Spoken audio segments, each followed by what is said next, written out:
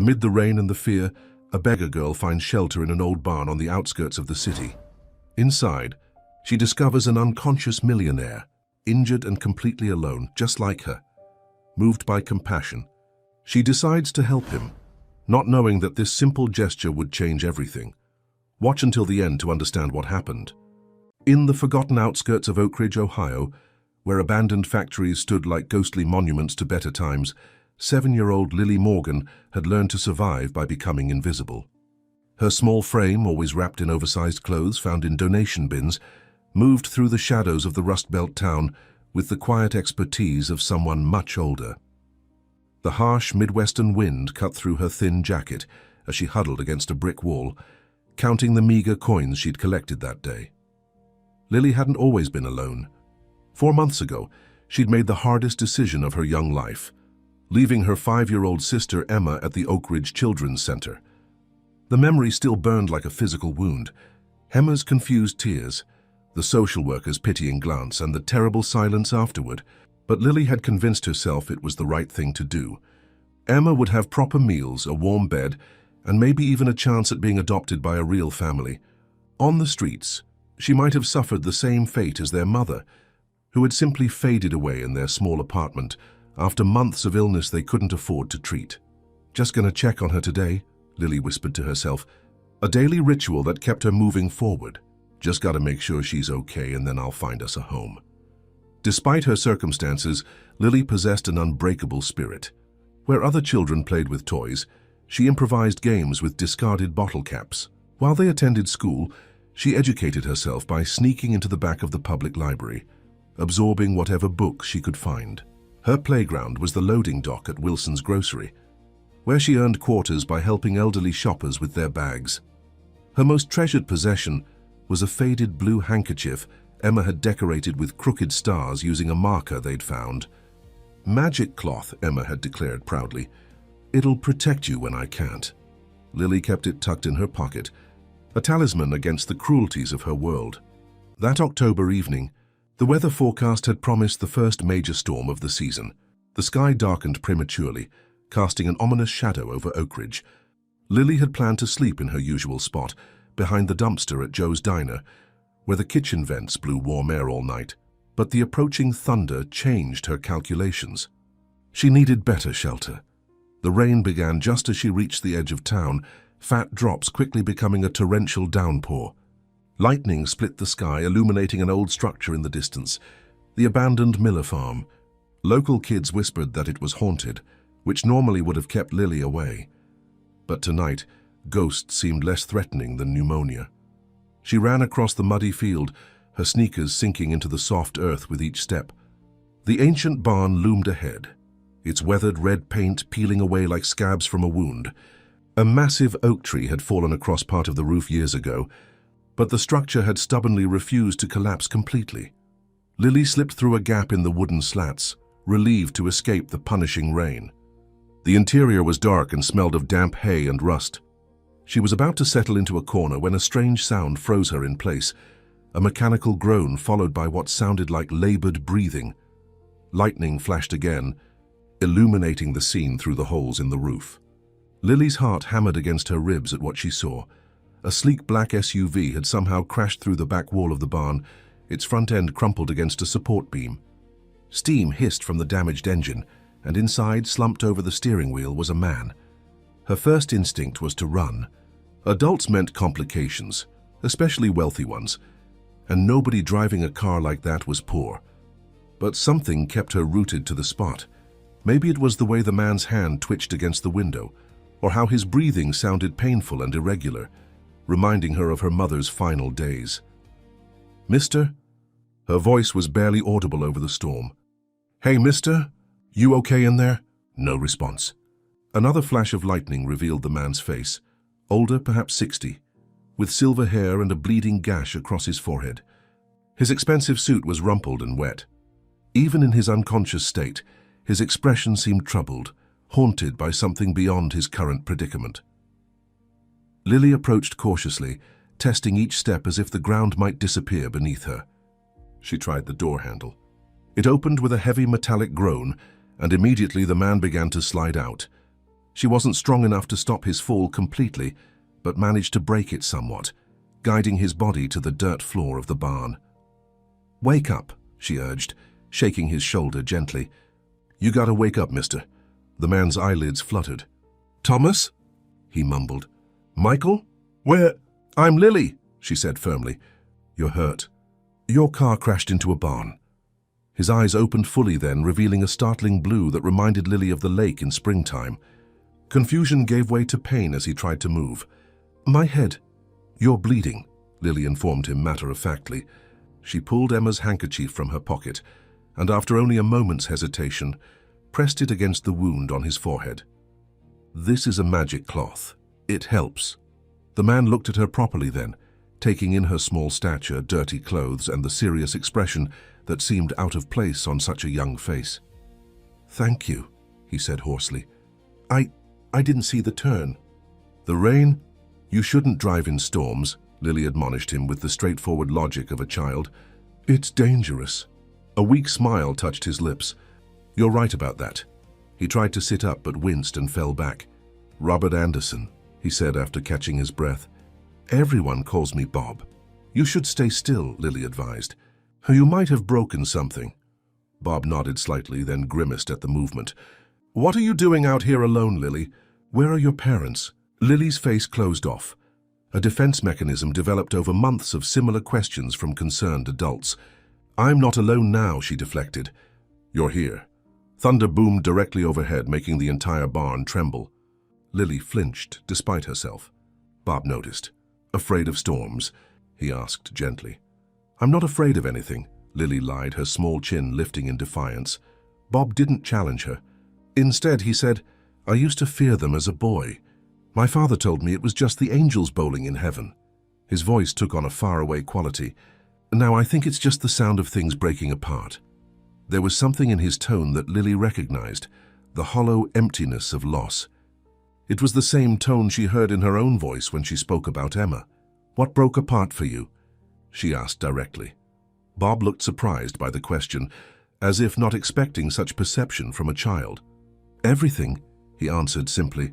"My company, my family, my sense of who I am." Lily considered this. "But you still have that fancy car and nice clothes."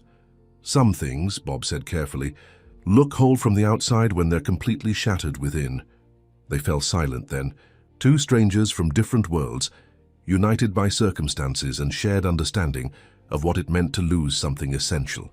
Outside, the storm continued its assault on the countryside, but inside the barn, something unexpected was happening, a connection forming between the wealthy businessman whose life had collapsed and the homeless child who had never had much to lose in the first place. As the night deepened, Bob drifted in and out of consciousness. During his lucid moments, Lily told him about life on the streets, not to gain sympathy but as straightforward facts. She explained her system for finding food, her techniques for staying warm, and her daily visits to the fence behind the Oak Ridge Children's Center, where she could sometimes catch glimpses of Emma playing in the yard. "She doesn't see me," Lily explained, arranging hay to create a makeshift pillow for Bob's head. "I stay hidden. If she saw me, she might cry or try to come with me, and then they wouldn't let her get adopted." "That's very selfless," Bob murmured. Lily shrugged, unfamiliar with the term. "That's what big sisters do." As rain pounded the roof and wind howled through the broken beams, Lily curled up nearby, keeping watch over this strange man who spoke to her like a person instead of a problem. Tomorrow she would need to find help, but tonight in this abandoned barn, two broken souls had found unexpected sanctuary from the storm. Morning arrived with watery sunlight filtering through the barn's damaged roof. Lily awoke first, momentarily disoriented, until she remembered the events of the previous night. She checked on Bob, who was still sleeping, his breathing steadier but his face pale beneath the dirt and dried blood. The gash on his forehead had stopped bleeding, but his right leg was bent at an awkward angle that worried her. "Mr. Bob," she whispered, gently shaking his shoulder. "Wake up, it's morning." His eyes opened slowly, clouded with pain and confusion. "Lily," he rasped, recognition dawning. "You stayed." "Course I did," she replied matter-of-factly. "You need help." "Your leg doesn't look right." Bob attempted to move and immediately grimaced. "I think you're correct about that. My phone checked already, Lily said. It's broken, and there's no signal out here anyway. Bob nodded weakly. I need to get to a hospital. Lily's face grew serious. I'll go get help. There's a mechanic shop not far from here, maybe 4 miles. She stood up, brushing hay from her clothes. You stay awake, okay? Don't go to sleep again. Wait, Bob called as she headed toward the barn door. Be careful and... Thank you, Lily. She paused, unused to gratitude. I'll be back, she promised.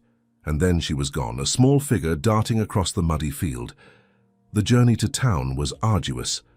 The storm had left fallen branches and debris across the rural road, and Lily's worn sneakers provided little protection against the cold puddles. But she pressed on with single-minded determination, her thoughts oscillating between the injured man in the barn and the sister she wouldn't be able to check on today.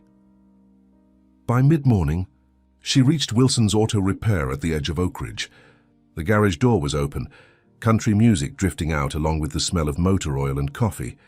Inside, a burly man in overalls was bent over the engine of a pickup truck.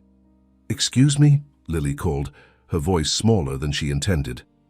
Jack Wilson straightened up, wiping his hands on a rag. His weathered face registered surprise at seeing a child alone in his shop. Hey there, little lady. You lost. There's a hurt man in Miller's old barn, Lily announced without preamble. His car crashed in the storm. His leg looks wrong and he hit his head. Jack's expression shifted from confusion to concern. Whoa, slow down. A car accident? Out at the Miller place. That's private property now. He needs help, Lily insisted. He's been there all night. Jack studied her closely, the determined set of her jaw, the intelligence in her eyes that seemed at odds with her disheveled appearance. Your daddy know you're here. Lily didn't answer directly. Please, he's really hurt. Something in her earnestness convinced him. Jack grabbed his keys from a hook on the wall. All right, show me where. We can take my tow truck. Lily hesitated at the door of the massive vehicle, momentarily wary of climbing into a stranger's truck. Jack seemed to understand her reluctance. Tell you what, he said gently. I'll call Sheriff Davis to meet us there.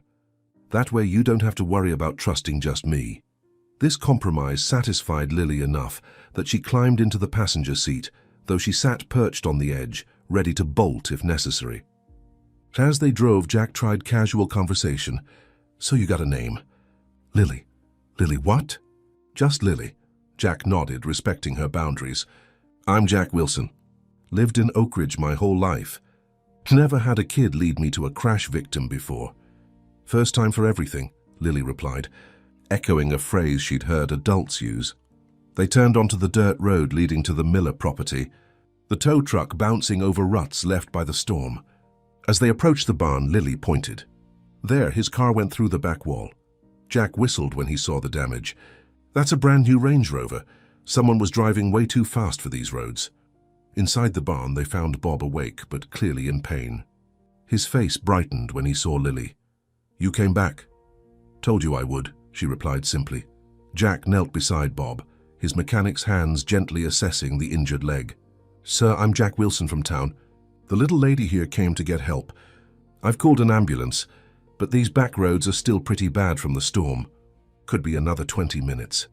Thank you, Bob said weakly. Both of you. While they waited, Jack took a better look at the crashed vehicle. You came off Route 33, didn't you? Missed the curve completely, Bob nodded. I was distracted. Shouldn't have been driving in that condition. Been there myself, Jack said kindly. Divorce papers came through 3 years ago. Wrapped my truck around a tree that night. Luckily, only thing I broke was my pride. A ghost of a smile touched Bob's lips. Family problems have a way of clouding judgment. The wail of a siren announced the arrival of the ambulance, followed closely by Sheriff Davis's patrol car. The next hour passed in a blur of activity. Paramedics stabilizing Bob's leg, police taking statements, and Jack offering to tow the damaged Range Rover to his shop. Throughout the commotion, Lily gradually retreated into the shadows of the barn, her instinct for self-preservation kicking in. Sheriff Davis had already given her several curious looks, and she knew from experience that too many questions from authorities could lead to complications. As the paramedics prepared to transport Bob to the hospital, he suddenly called out, "Where's Lily?" "The girl who found me?" Reluctantly, Lily stepped forward from her hiding place near the barn door. "Come here." "Please," Bob requested, his voice stronger than it had been all morning. She approached cautiously, aware of the adults watching their interaction with interest. "You saved my life," Bob said simply. "I need to thank you properly when I'm better. Where can I find you?" Lily shifted uncomfortably. "Around," she said vaguely. Sheriff Davis stepped closer. "Young lady, we should call your parents. They must be worried sick about you." Lily's eyes darted toward the exit, calculating her escape route. Bob, despite his injured state, noticed her distress. "Perhaps," he interjected smoothly, "we could discuss this at the hospital. I'm feeling rather faint." The diversion worked. As the paramedics rushed to load Bob into the ambulance, Lily slipped away, vanishing into the tree line before anyone could stop her. From the safety of the woods, she watched the ambulance drive away, carrying the strange man who had looked at her with such genuine gratitude. She wondered if she would ever see him again, then pushed the thought aside. Attachment was a luxury she couldn't afford.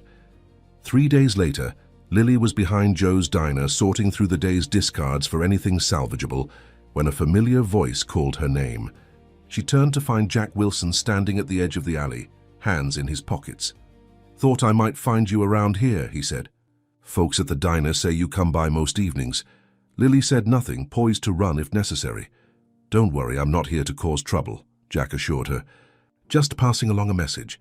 That fellow from the barn, Mr. Anderson, he's been asking about you. Wanted me to tell you he's at Oak Ridge Memorial Hospital, room 312 if you wanted to visit."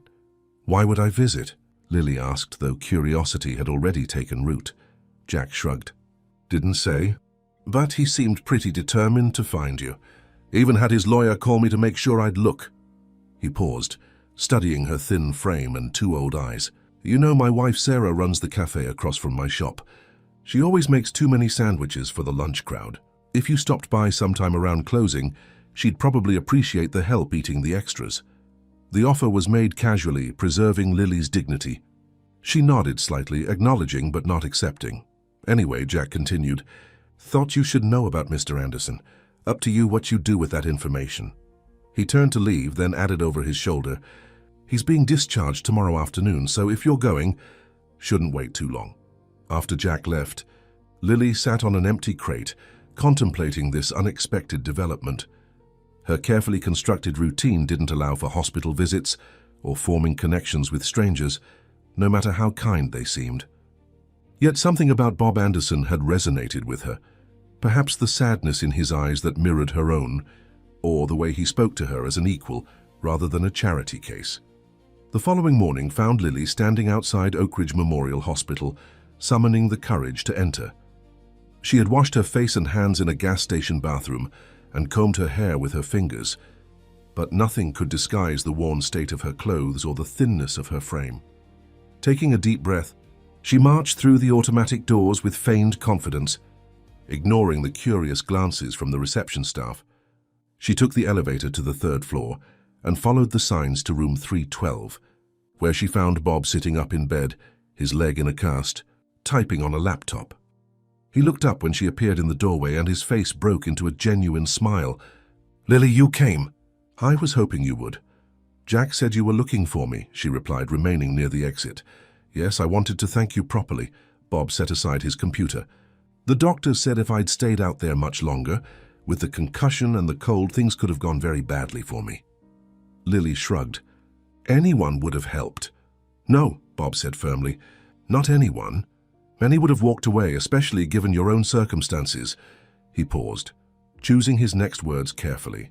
"Lily, where have you been staying?" "The truth, please." She considered lying, but found herself unwilling to. "Different places." "Depends on the weather." Bob nodded as if her answer confirmed something. "No fixed address then." "And Emma, your sister you mentioned, she's at the Children's Center?" Lily's guard instantly rose. "What about her?" "Nothing bad," Bob assured her quickly. "I was just thinking about what you told me, about visiting her from a distance, about wanting her to have a better chance." "What's it to you?" Lily asked, defensive despite his gentle tone. Bob leaned back against his pillows. 3 months ago, I was CEO of Anderson Manufacturing. We made precision parts for agricultural equipment, not glamorous but essential. The company had been in my family for 3 generations. His voice took on a hollow quality. Then my brother Thomas and my son Michael orchestrated what amounted to a corporate coup. They convinced the board I was mentally unfit after a series of personal setbacks. Before I knew what was happening, I was removed from my position and my son was installed as interim CEO. They stole your company? Lily asked, moving a step closer despite herself. In a manner of speaking, though they'd say they saved it from my increasingly erratic leadership. Bob's mouth twisted bitterly. The night of the storm, I'd just left a meeting with the last lawyer in town willing to talk to me. He informed me that challenging my family would likely bankrupt me before I ever saw the inside of a courtroom. Lily processed this information. So you're not rich anymore? A short laugh escaped Bob. I still have some resources, but my main assets are tied up in legal battles, and my reputation in business circles is compromised. Why are you telling me this? Lily asked directly. Bob met her gaze steadily. Because I think we might be able to help each other. I still own the land where you found me, the Miller property. My grandfather bought it years ago as a potential expansion site. The barn needs work, but the farmhouse is structurally sound. I've been thinking about what to do next, and I've had an idea. Something that might benefit us both. What kind of idea? Lily asked, curiosity overcoming caution. A fresh start, Bob replied. For both of us. Bob's discharge from the hospital later that day marked the beginning of something neither he nor Lily could have anticipated. With his leg in a cast and strict instructions to avoid driving, Bob had arranged for a taxi to take them to a small motel on the outskirts of town, a modest establishment, but clean and respectable. Temporary headquarters, he explained to Lily as the cab pulled away, leaving them in front of room 14 of the Oak Ridge Inn. Until we figure out next steps. Lily remained guarded, hovering near the door as Bob settled himself onto one of the 2 beds, propping his injured leg on a pillow. Her eyes took in the room, the faded floral bedspreads, the small television, the coffee maker on the dresser. Simple accommodations, but luxurious compared to her recent sleeping arrangements. You can have the other bed, Bob said, noticing her hesitation. There's a vending machine outside if you're hungry, and we can order proper food later. Lily didn't move. What did you mean at the hospital? About helping each other? Bob nodded, appreciating her directness. Right to business. I respect that. He shifted to face her more fully. Here's my situation, Lily. I've lost my company, but not everything. I still have some personal savings, the Miller property, and decades of business experience. What I don't have is purpose, or anyone who genuinely cares whether I succeed or fail. He paused, gauging her reaction before continuing. You, on the other hand, have incredible resilience, resourcefulness, and a powerful motivation. Your sister. What you lack are the resources and legal standing to create stability for yourself and potentially reunite with Emma. So? Lily prompted, still uncertain where this was heading. So I'm proposing a partnership of sorts, Bob said. I want to convert the Miller property into a social enterprise, a place that provides housing and employment for people who've fallen through society's cracks. People like you, Lily, not charity but real opportunity. Lily's brow furrowed.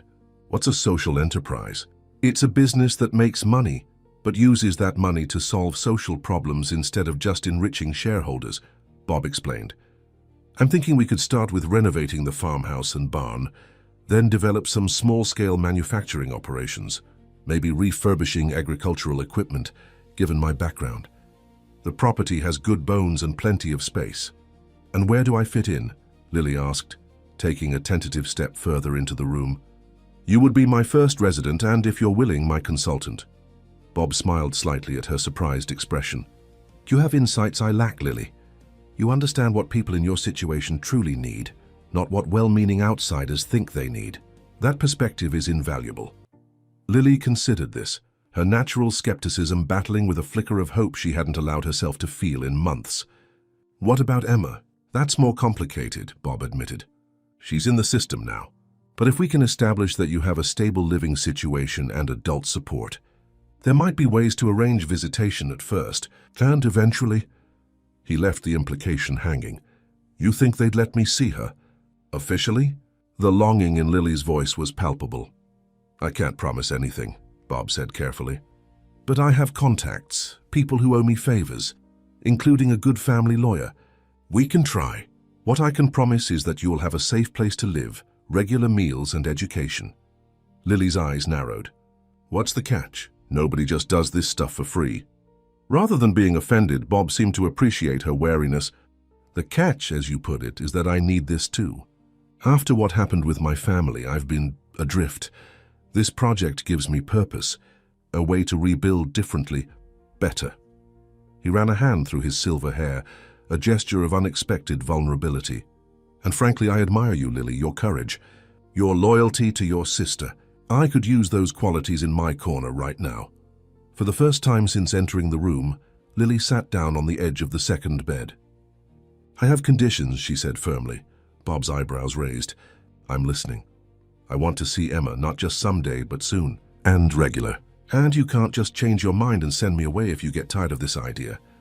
Reasonable, Bob agreed. What else? Other kids too, Lily continued. Not just me. There's others that need help.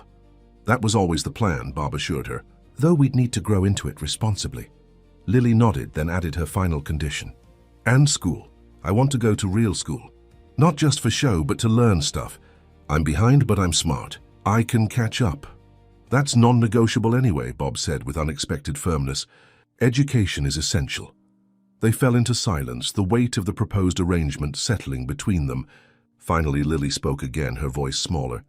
How do I know you won't be like the others? The adults who promise things then disappear? It was a question that cut to the heart of her experience, and Bob seemed to recognize its significance. He thought carefully before answering. You don't know, he said honestly. Trust is earned over time, not given in a moment. All I can offer now is transparency about my intentions and the opportunity for you to judge me by my actions rather than my words. Lily studied his face, searching for signs of deception. Finding none, she extended her small hand formally. Okay, we can try. Bob shook her hand with appropriate seriousness. Deal. The next morning, after a night in which Lily slept fitfully, still half expecting to wake up back in her usual hiding spots, they took a taxi to the Miller property. Seeing it in daylight, without the drama of the storm, revealed both its challenges and potential. The white farmhouse, though weathered, stood proud against the landscape, its wraparound porch sagging slightly but intact. The barn where they'd first met needed significant repair, especially where the Range Rover had crashed through the wall. It'll take work, Bob acknowledged as they stood in the overgrown yard. But that's part of the point. For the next 2 weeks, they established their initial routine. They stayed at the motel while Bob arranged for basic utilities to be restored at the farmhouse and hired local contractors to begin essential repairs. Lily, initially suspicious of every new person and development, gradually relaxed as Bob consistently followed through on his promises. He enrolled her in school, explaining to administrators that she was his distant relative who had come to live with him following family hardship. If they doubted the story, the combination of Bob's confident manner and the letter from his attorney discouraged further questions. Lily's first day of second grade at Oak Ridge Elementary was a study in contrasts. Academically, she struggled with formal lessons after months of self-directed learning. Socially, she observed her classmates with the watchful distance of someone unaccustomed to peers. But by the end of the week, her natural intelligence had begun to assert itself, and her teacher, Mrs. Winters, had taken a special interest in helping her adjust. Meanwhile, Bob spent his days divided between overseeing the property renovations and laying groundwork for the social enterprise. He registered a new business entity, Second Chance Enterprises, and began reaching out to his remaining industry. Contacts about potential contracts for refurbished equipment. Their evenings developed a comfortable rhythm. They would share dinner, often from the diner near the motel, and discuss their respective days. Bob never spoke down to Lily, instead treating her observations with genuine consideration.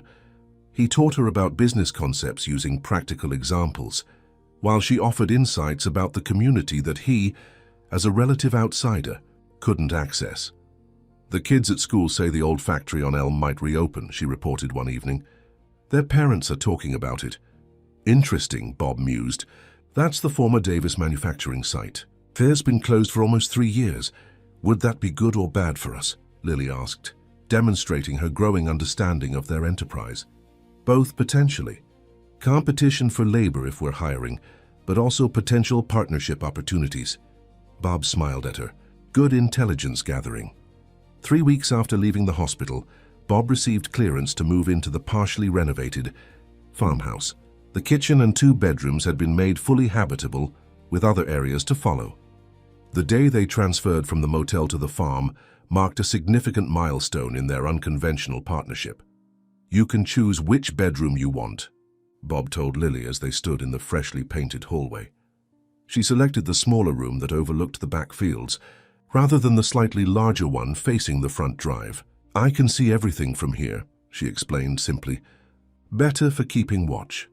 Bob didn't comment on the survival instinct revealed in her choice, instead helping her arrange the modest belongings they'd purchased. New clothes, books, and a stuffed bear she'd grudgingly accepted, but now kept on her pillow. That evening, sitting on the porch as sunset painted the October sky in brilliant oranges and purples, Bob broached the subject they'd both been circling. "I spoke with Patricia Lewis today," he said, referring to the family attorney he'd retained. "About Emma." Lily's entire body tensed. "And? It's complicated," Bob admitted, "because you're not a legal guardian, and I don't have established custody of you yet either. But Patricia thinks we can arrange a supervised visit next week as a first step." Lily's eyes widened. "Really, I can see her? For real, not just through the fence?" "Really," Bob confirmed. "It won't be long, probably just an hour. And there will be a social worker present. But it's a start."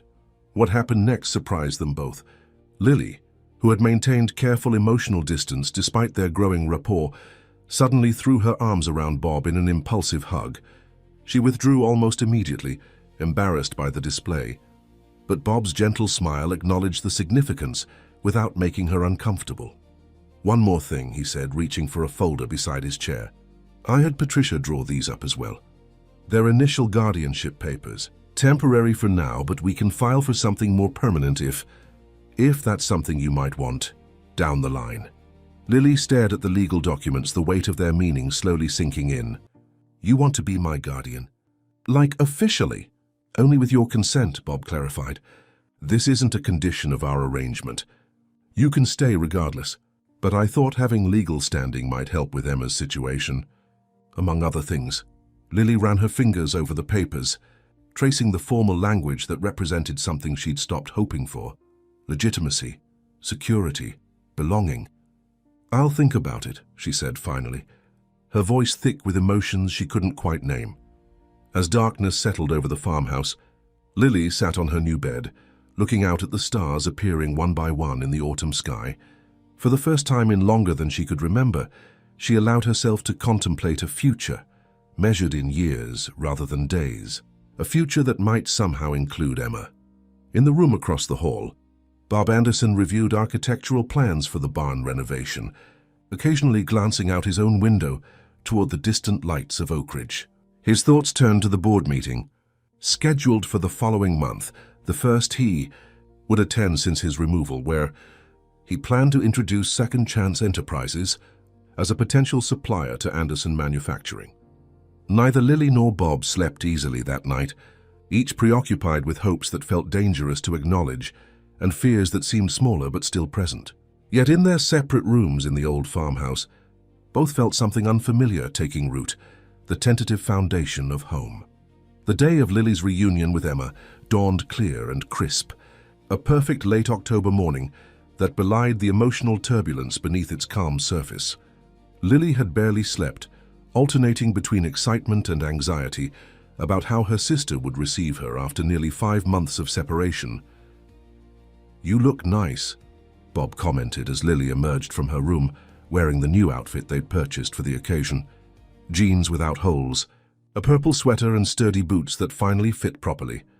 "Do you think she'll remember me?" Lily asked, voicing the fear that had kept her awake. Bob's expression softened. "Of course she will. You're her sister." The Oak Ridge Children's Center occupied a converted Victorian house on a tree-lined street near the town square. Its cheerful yellow exterior and well-maintained playground presented a welcoming facade, though Lily tensed as they approached the front steps. "Remember," Bob said gently, This is just the first visit. There will be more. Inside, they were greeted by Mrs. Patel, the center's director, and Diane Simmons, the social worker assigned to Emma's case. The women led them to a bright room furnished with child-sized tables, bookshelves, and toys, a designated visitation space. Emma is very excited, Mrs. Patel informed them. We explained that her sister was coming to play with her today. Lily nodded, too overwhelmed to speak. Bob placed a reassuring hand on her shoulder. The door opened and a small figure appeared, holding the hand of another staff member. At 5 years old, Emma Morgan was tiny for her age, with the same dark hair as Lily but rounder cheeks that spoke of regular meals. She wore a flower-patterned dress and mismatched socks, one pink, one yellow. For a moment, the sisters stared at each other across the room. Then Emma's face broke into a radiant smile of pure recognition. "Lily!" she squealed, breaking free from the staff member and running full tilt toward her older sister. The impact of Emma's embrace nearly knocked Lily over. Small arms wrapped around her waist with surprising strength as Emma buried her face against Lily's new sweater. "You came back," Emma murmured, her voice muffled. "I knew you would." Lily knelt to properly hug her sister, tears streaming unchecked down her face. "I missed you so much, Em." The adults in the room discreetly stepped back, giving the sisters space for their reunion while maintaining supervision. Bob moved to a corner chair, allowing Lily this moment without intrusion. The hour passed in a blur of shared activities, reading stories, building with blocks, and simply talking. Emma chatted about her friends at the center, her favorite foods, and the cat that sometimes visited the playground. Lily listened with rapt attention, storing every detail like precious gems. When Mrs. Patel gently announced that their time was ending, Emma's face crumpled. "You're leaving again?" Lily looked helplessly toward Bob and Diane. The social worker stepped forward. "Lily will come back to visit again soon," she assured Emma, "and we can talk about making these visits regular." Emma considered this, then turned to Lily with the direct gaze of a child who needed absolute truth. "Promise you'll come back?" "I promise," Lily said firmly, "and I'm working on something even better, something so we can be together more." This satisfied Emma enough that she allowed herself to be led away, turning repeatedly to wave until she disappeared through the door. In the car afterward, Lily sat in silence, processing the intensity of the experience. Bob waited patiently, understanding her need for space. Finally, she spoke. "I want to sign those guardian papers, and I want to know exactly what we need to do so Emma can live with us someday." Bob nodded, recognizing the significance of her decision. "We'll talk to Patricia tomorrow. She'll help us map out the steps." That conversation with the attorney the following day was sobering. Patricia Lewis, a no-nonsense woman in her 50s with a reputation for frankness, outlined the challenges ahead. Establishing Bob as Lily's legal guardian is relatively straightforward given the circumstances, she explained in her office overlooking the Oak Ridge Town Square.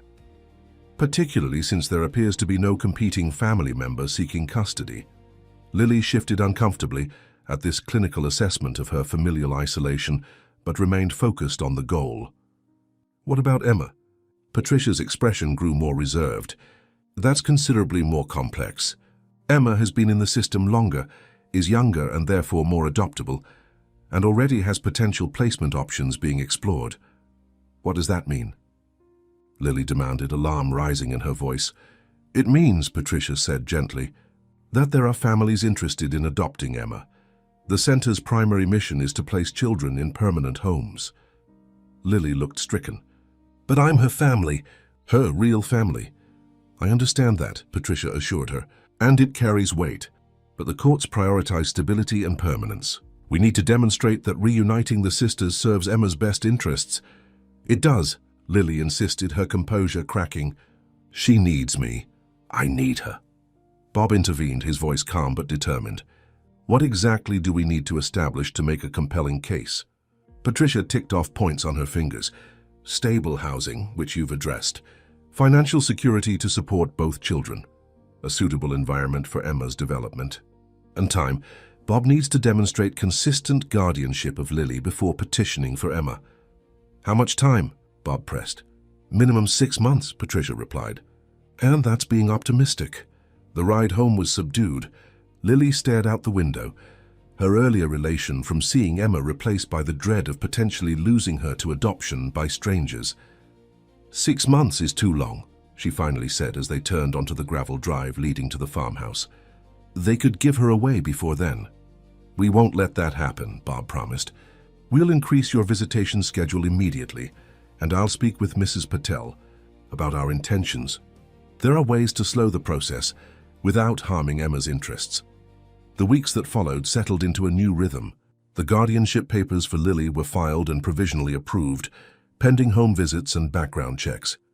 Bob accelerated the renovations on the farmhouse, prioritizing the creation of a suitable bedroom for Emma adjacent to Lily's. Weekly visits with Emma became established practice, each one strengthening the sisters' bond despite the institutional setting.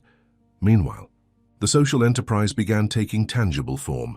The barn repairs were completed, creating a workshop space where Bob installed basic equipment for refurbishing agricultural components. He hired Jack Wilson part-time to help set up the mechanical systems, and through Jack's connections, secured their first small contract, reconditioning irrigation pumps for a local farming cooperative. Progress was steady, but not without complications. Bob's former company, now under his son Michael's leadership, initiated legal proceedings, challenging his use of industry contacts and questioning whether Second Chance Enterprises constituted a violation of non-compete agreements Bob had signed years earlier. It's a nuisance suit, Patricia assured him after reviewing the documents. They know it won't stand up in court, but they're hoping to drain your resources and momentum. Michael wouldn't pursue this on his own, Bob said thoughtfully. This has Thomas's fingerprints all over it. My brother always believed the best defense was a strong offense. The arrival of these legal challenges coincided with Lily's growing pains in her new life. While she thrived academically once given proper support, social integration proved more difficult. Years of self-reliance had left her wary of peers and authority figures alike. An incident in the school cafeteria, where she instinctively hoarded food in her pockets, led to teasing from classmates who didn't understand the behavior's roots in survival. Mrs. Winters, her teacher, suggested counseling. Bob agreed it could help, but left the decision to Lily. I don't need to talk to a stranger about my feelings, Lily declared stubbornly when Bob broached the subject one evening as they worked on her math homework at the kitchen table. Not about feelings necessarily, Bob clarified, but about adjusting to changes. Sometimes an outside perspective helps. Lily considered this. Did you talk to someone after what your family did? The question caught Bob off guard. No, he admitted. Perhaps I should have. Did it help? Not talking about it? Bob smiled ruefully. Touché. No, it didn't. Their conversation was interrupted by a knock at the door. Jack Wilson stood on the porch, looking uncomfortable. Sorry to drop by unannounced, he said, but I thought you should hear this from me before it hits the rumor mill. Anderson Manufacturing is reopening the old Davis plant. They're announcing it tomorrow, bringing jobs back to Oak Ridge and all that. Bob invited Jack inside, processing this development. Interesting timing. They've been resisting local manufacturing for years, claiming the costs were prohibitive. Word is they're automating most of it, Jack added, accepting the coffee Bob offered. High-tech equipment, minimal staffing. But the PR value of reopening the plant is the real play. After Jack left, Bob sat heavily at the kitchen table, his expression troubled. This isn't coincidence. They're establishing a presence here to monitor us, to pressure local businesses not to work with Second Chance. Lily, who had been quietly listening, asked, Is it because of me? Because you're helping me instead of trying to get your company back? No, Bob said firmly. This is about control and pride. Thomas never forgave me for inheriting the company leadership from our father, despite being the younger son. And Michael, he paused, pain crossing his features. Michael learned ambition from me, but not compassion. I spent his childhood focused on building the business, not our relationship. Now he's simply finishing what I started, prioritizing profit over people. The following morning brought another unwelcome development. Diane Simmons called to inform them that Emma's next visitation would need to be rescheduled and would include meeting a potential adoptive family. They're a local couple, both teachers, Diane explained. They've been approved for adoption, and specifically expressed interest in Emma after meeting her at a center event. Lily's reaction was instant and visceral. She snatched the phone from Bob's hand. "You can't give her away. She's my sister. We're supposed to be together." Bob gently reclaimed the phone, murmuring reassurances to Lily while continuing the conversation with Diane. After negotiating a compromise, the adoption process would proceed, but with acknowledgement of the sisters' relationship and continued visitation, he found Lily in her room, furiously shoving clothes into her backpack. "What are you doing?" he asked, though the answer was obvious. "I'm going to get Emma," Lily declared, her voice shaking. "We'll run away. I took care of her before. I can do it again." Bob sat on the edge of her bed. "Lily, stop. Think this through. There's nothing to think about. They're going to give her to strangers. And if you run away with her, they'll find you both. Then you'll be separated permanently, and all our progress will be lost." Bob's voice remained calm despite the urgency. "We have legal options. Running isn't one of them." Lily hurled her backpack across the room. "Legal options take too long. You heard what Diane said. These people want Emma now. Meeting a potential family doesn't mean immediate placement," Bob reasoned. "And we have standing now. You have standing. Patricia is filing for sibling visitation rights that would apply regardless of Emma's placement." "It's not enough," Lily cried, tears of frustration spilling down her cheeks. "I promised I'd take care of her." "And you are," Bob insisted, "by doing this the right way. By creating a home where she can thrive, not hide." Their standoff lasted through the afternoon, with Lily alternating between angry outbursts and withdrawn silence. By evening, physical and emotional exhaustion had replaced her desperate energy. She emerged from her room to find Bob on the porch, reviewing contract documents in the fading light. Without speaking, she sat on the step below him, leaning slightly against his leg, in a rare gesture of physical trust. "I'm scared," she finally admitted, her voice small in the gathering darkness. "I know," Bob acknowledged. "I am too. Really, you. Fear isn't just for children, Lily. Adults just get better at hiding it." They sat in companionable silence as stars appeared in the November sky. The distant sound of a truck on the highway mingled with the rustling of fallen leaves across the yard. "Tomorrow," Bob said eventually, "we're going to visit Patricia again. And this time we're going to talk about family reunification in earnest, not just visitation rights. If these potential adoptive parents are local educators, there might be ways to structure an arrangement that serves everyone's interests, especially Emma's." Lily looked up at him, a fragile hope rekindling. "You think that's possible?" "I think," Bob replied carefully, "that business has taught me there's almost always a solution, if you're creative enough, and all parties are willing to negotiate in good faith." As they headed inside against the growing chill, Lily paused in the doorway. "Why are you doing all this?" "The truth." Bob considered the question with the seriousness it deserved. "Because when you pulled me from that wreck, you saved more than my life. You reminded me what truly matters." He smiled slightly. "And perhaps I'm trying to rebuild more than just a business here." Lily nodded, accepting this answer with characteristic directness. "Well, I'm glad you crashed into our barn." Bob laughed, surprised by her blunt summation. "Not my finest driving moment, but in retrospect, I'd have to agree." That night, as a light snow began falling, the first of the season, both residents of the farmhouse faced the challenges ahead with renewed determination. Their unconventional family and fledgling enterprise remained precarious, threatened by legal maneuvers and bureaucratic obstacles. But something fundamental had shifted in their relationship, a mutual trust forged through crisis and strengthened by shared purpose. In the barn-turned-workshop, the first completed irrigation pump sat ready for delivery, its refurbished components gleaming under the work lights, tangible, proof that broken things could be made whole again, with the right care and attention.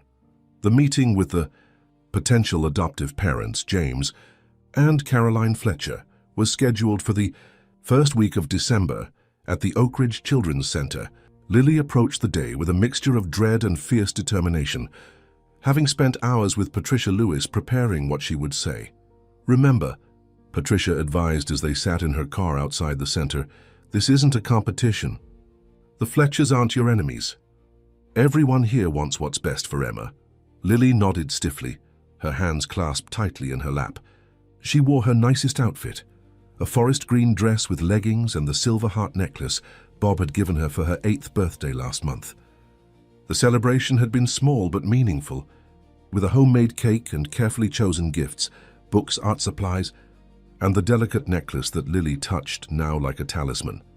Inside, the center's meeting room had been arranged with toys and books to keep Emma occupied while the adults talked. Bob entered behind Lily, his presence a steady reassurance despite his own apprehension about the situation. The Fletchers arrived moments later. James taught middle school science, while Caroline was an elementary music teacher. Both in their mid-30s, they presented a picture of wholesome stability, exactly the type of couple adoption agencies prioritized. Emma's entrance changed the atmosphere instantly. She ran to Lily first, as always, then noticed Bob and offered him a shy wave. At 7 visits now, she had grown comfortable with his presence, though she still occasionally asked Lily in whispers if he was the prince who had rescued her sister, a fairy tale version of events that Lily hadn't bothered to correct. "Emma," Mrs. Patel said gently, "these are Mr. and Mrs. Fletcher. They've come to meet you and play for a while." Emma regarded the couple with polite curiosity. Caroline knelt to Emma's level, offering a warm smile. "I heard you like to sing. I'm a music teacher, and I brought something you might enjoy." She produced a small hand drum from her bag. Emma's eyes lit up, her natural exuberance winning over caution. Soon she was showing Caroline her favorite clapping game, while James joined in with genuine enthusiasm. Lily watched from the sidelines, a complex tangle of emotions churning inside her. The Fletchers were kind. They were good with Emma. They would probably be loving parents, all reasons she should feel relieved. Yet each interaction twisted the knife deeper. Halfway through the visit, while Emma was distracted with a puzzle James had brought, Caroline approached Lily. "You're very important to Emma," she said simply. "She talks about you constantly." Lily raised her chin slightly. "We're sisters." "Yes," Caroline agreed. "And that bond is special." She hesitated, then continued carefully. "James and I want you to know that if things move forward with Emma, we would never want to separate you two completely. Sisters should be in each other's lives." Before Lily could respond, Diane called everyone together. "Since this is going well, I thought we might discuss some practical matters." What followed was a surreal conversation about visitation schedules, holidays and long-term considerations, all predicated on the assumption that Emma's placement with the Fletchers was proceeding. Patricia interjected regularly, ensuring Lily's rights as a sibling remained central to the discussion. But the underlying message was clear. The adoption process was gaining momentum. Afterward, in the privacy of Bob's car, Lily finally broke her carefully maintained composure. "They're going to take her," she said, her voice flat with resignation. "They're perfect, and I'm just me." "Lily," Bob began, but she cut him off. "No, it's okay. I get it. They can give her things I can't, a normal life, 2 parents, music lessons." She turned to look out the window, hiding her face. "Maybe it's better this way." Bob pulled the car to the side of the road and turned to face her fully. "Look at me, please." Reluctantly, Lily met his gaze. "This isn't over," he said firmly. "Yes, the Fletchers are good people. Yes, they could provide Emma with a stable home. But so could we. Differently, perhaps, but no less validly. But no buts. Patricia is filing the kinship care petition tomorrow. The home study for your guardianship is complete and positive. Second Chance has secured 3 contracts this month alone. We have a case, Lily, a strong one." She wanted desperately to believe him, but experience had taught her that happy endings were the exception, not the rule. "What if it's not enough?" Bob's expression softened. "Then we adapt. We ensure you remain a significant presence in Emma's life, regardless. But I'm not conceding defeat before we've even truly begun the fight." His determination rekindled something in Lily that had begun to flicker out. She straightened in her seat, squaring her shoulders. "Okay, what's our next move?" That question was answered unexpectedly the following afternoon when Lily returned from school to find an unfamiliar luxury sedan parked in the farmhouse driveway. Her first thought was that Michael or Thomas had come to cause more trouble, but the tall, elegant woman standing on the porch with Bob didn't match either description. "Lily," Bob called as she approached cautiously. "I'd like you to meet someone. This is Elizabeth Anderson, my former sister-in-law, Thomas's ex-wife. Elizabeth Anderson was in her early 60s, with silver-streaked dark hair and the poised demeanor of someone accustomed to moving in wealthy circles. Yet her smile as she greeted Lily held genuine warmth. "So you're the remarkable young lady I've been hearing about," she said, extending a hand formally. "I'm very pleased to meet you." Lily shook the offered hand, uncertain how to respond. "Are you here about the lawsuits?" Elizabeth laughed, a rich sound that transformed her patrician features. "Direct, just as Robert described. No, dear. I'm here because I believe my former husband and nephew are behaving abominably, and I decided it was time to intervene." Inside, over hot chocolate that Elizabeth had brought from an upscale cafe in Columbus, the situation became clearer. Elizabeth and Thomas had divorced 10 years earlier, after 30 years of marriage. Though no longer legally connected to Anderson Manufacturing, she retained significant social influence in business circles and, more importantly, intimate knowledge of Thomas and Michael's methods. "They're planning something beyond these nuisance lawsuits," Elizabeth explained, stirring her drink thoughtfully. "Thomas called our daughter last week, asking pointed questions about Robert's new venture. Very specific questions about the legal structure, potential investors, community support. Fishing for vulnerabilities," Bob surmised. "Precisely. And Michael has been meeting with the Oak Ridge Town Council. Rebecca, she's on the Historical Preservation Committee, mentioned it at our book club." Lily followed this exchange with growing concern. "Are they trying to shut us down? We haven't even really started yet." Elizabeth's gaze softened as she turned to Lily. "It's not about your enterprise specifically, dear. It's about control. Thomas has spent a lifetime in Robert's shadow, and Michael—" She glanced at Bob apologetically. "Michael inherited his father's determination, but not his perspective." "My fault," Bob acknowledged quietly. "I was so focused on building a legacy that I forgot to teach him why it mattered." The conversation shifted to practical matters, which council members might be sympathetic to Second Chance, which business leaders remained loyal to Bob despite the family rift, what regulatory hurdles might suddenly appear. "There's something else," Elizabeth said as she prepared to leave, "something that might help with your situation regarding Emma." Lily's attention sharpened instantly.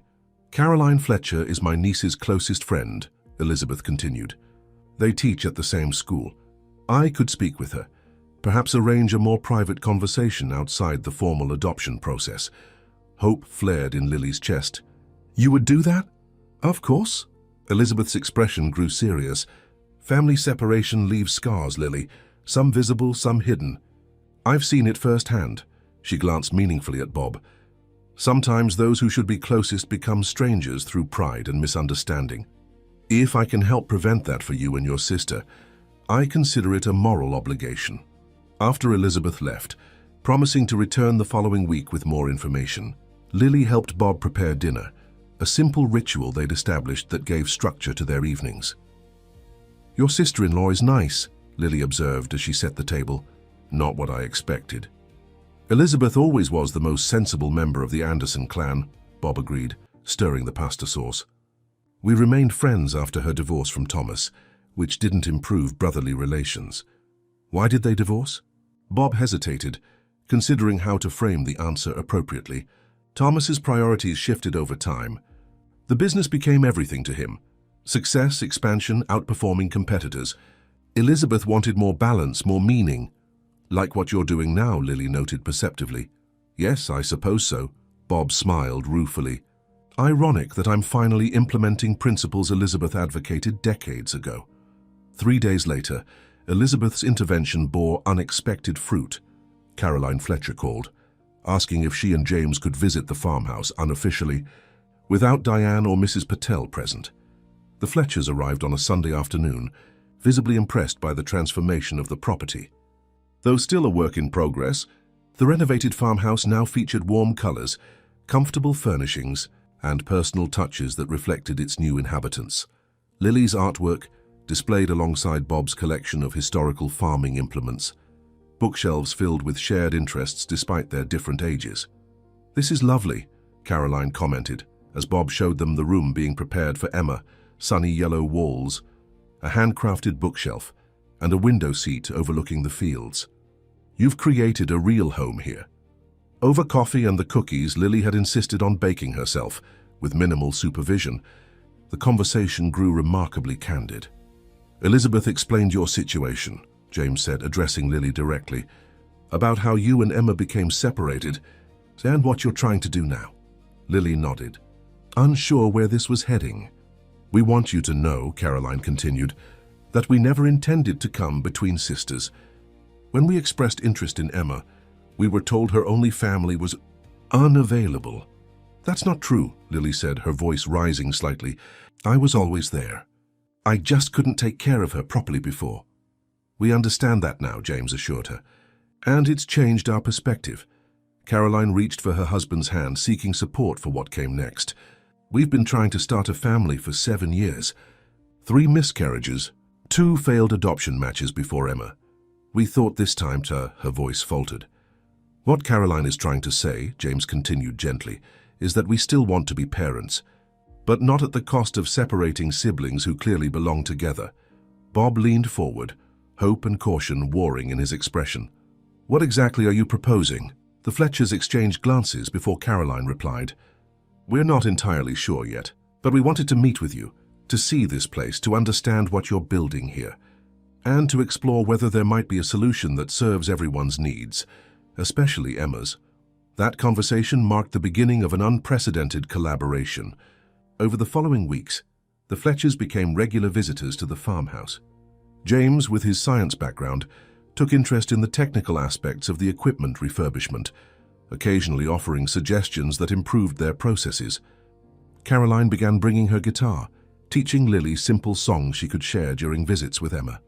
Together with Patricia, they explored alternative arrangements, legal structures that might allow shared responsibility for Emma without the all-or-nothing approach of traditional adoption. The concept of kinship care plus emerged, where Lily's sibling relationship would be legally recognized alongside a supportive role for the Fletchers. As Christmas approached, this unusual alliance faced its first major test. The Fletchers invited Lily and Bob to join them at the Children's Center holiday party, where Emma would be performing in a short musical program. The event would be attended by staff, potential donors, and families considering adoption, a public acknowledgement of their evolving arrangement that could invite scrutiny. The evening of the party brought light snow and festive decorations to the center. Emma, dressed as an angel with tinsel wings and a crooked halo, spotted Lily immediately upon entering the auditorium and waved frantically from her position in the children's choir. Mrs. Patel approached, her expression curious, as she observed the unexpected grouping of Bob, Lily, and the Fletchers. "This is interesting," she commented diplomatically. "We're exploring collaborative options," Caroline explained smoothly, "for Emma's benefit." Diane Simmons appeared less receptive to this development, pulling Patricia aside for an intense whispered conversation that included frequent glances toward their group. The children's performance, a medley of holiday songs interspersed with enthusiastic if somewhat chaotic dance moves, momentarily suspended the undercurrents of adult complexity. Emma sang with abandon, her eyes repeatedly seeking out Lily for reassurance and beaming when she found her sister watching proudly. Afterward, during the reception, Lily was helping Emma select cookies from the refreshment table when she overheard a conversation that made her blood run cold. "Completely inappropriate," a male voice was saying. "The child needs stability, not some jerry-rigged arrangement with her homeless sister." "Former situation was challenging, yes," Mrs. Patel's voice responded carefully, "but circumstances have changed significantly." "Based on what? A few months with a disgraced businessman running some charity project? That's hardly a foundation for permanent placement." Lily turned to identify the speaker, a tall man in an expensive suit, speaking with the authority of someone accustomed to having his opinions respected. With a jolt, she recognized him from photographs in Bob's study. Michael Anderson, Bob's son. Before she could process this development, Bob himself appeared at her side, his face tight with controlled anger. "Michael," he acknowledged coldly, "this is a surprise." Michael turned, his expression revealing momentary discomfort before smoothing into professional detachment. "Father, I was just discussing concerns about your ward situation with the center director. Without having met Lily or visited our home, Bob noted. Rather premature for forming judgments, wouldn't you say? Michael's gaze shifted to Lily, who stood protectively close to Emma. My concern is for the younger child's welfare. The board would be remiss not to investigate unorthodox placement proposals. The board? Bob repeated, comprehension dawning. You're on the center's board of directors. Recent appointment, Michael confirmed with a thin smile. Anderson Manufacturing is committed to community involvement, especially regarding vulnerable children. The strategic move was breathtaking in its calculation, using philanthropic positioning to gain leverage over Emma's placement. Lily felt a surge of helpless rage as she understood the implications. Their careful progress, the alliance with the Fletchers, the legal arrangements Patricia was crafting, all potentially undermined by Michael's influence over the very institution determining Emma's fate. Bob maintained his composure, though Lily could see the effort it cost him. We should discuss this privately. Not here, not now. Of course, Michael agreed smoothly. I'll have my assistant set something up after the holidays. His gaze lingered on the sisters for a moment longer before he turned and walked away, stopping to shake hands with several prominent community members on his way out. Caroline appeared at Lily's side, having witnessed the exchange from a distance. Who was that? Bob's son, Lily replied, her voice hollow with dread. He's trying to stop us from getting Emma. Caroline's expression hardened with unexpected resolve. Well, he's going to find that more difficult than he imagines. James and I may not have your family connection, but we do have spotless reputations in this community and 15 years of combined service to its children. James joined them, placing a supportive hand on Caroline's shoulder. And we've made our decision. We're withdrawing our application for Emma's adoption in favor of supporting your reunification petition. The announcement stunned Lily into silence. Even Bob appeared momentarily speechless. But why? Lily finally managed. You want to be parents. You love Emma. We do, Caroline confirmed. Which is why we'll remain in her life, as friends, as supporters, as whatever role allows her to thrive with her sister while still having our care. That's incredibly generous, Bob said quietly. James shook his head. It's not generosity. It's right. And sometimes doing right means adjusting your dreams, not abandoning them. As they spoke, Emma tugged at Lily's hand. Can I show you my cubby? I made special decorations. The adults exchanged glances, wordlessly agreeing to protect Emma from the complexities swirling around her. Lily forced a smile. Lead the way, superstar. Later that night, after Emma had been returned to the center, with promises of another visit soon, Lily sat on the porch swing despite the cold. Processing the evening's dramatic turns, Bob joined her, offering a blanket and hot cider. Michael's involvement changes things, she said after a while, her breath fogging in the winter air. Yes, Bob acknowledged, but not necessarily for the worse. Lily looked at him skeptically. He hates me. He hates what we're doing. He doesn't know you, Bob corrected. And what he hates is what I represent. Failure, change, priorities he doesn't understand. Can we still get Emma? With him fighting us? Bob sighed, his expression thoughtful as he gazed across the snow-dusted fields. The path just got steeper. But remember what I told you about business? There's almost always a solution if you're creative enough, Lily recited. Exactly. Bob smiled slightly. And Michael may have overlooked something important in his calculations. What's that? You and Emma have something he never did, allies who care more about family than fortune. As if to underscore his point, Bob's phone chimed with a message. It was from Elizabeth, a single line that hinted at resources yet unmobilized. Time to call in some favors. The Anderson women are taking the field. Lily didn't fully understand the implications, but she recognized the shift in Bob's demeanor, a renewed determination that mirrored her own. Whatever Michael had planned, he had inadvertently accomplished something significant, transforming a loose coalition of well-meaning individuals into a united front with a common purpose. The Christmas lights strung along the porch railing twinkled against the gathering darkness, small beacons of warmth against the winter night.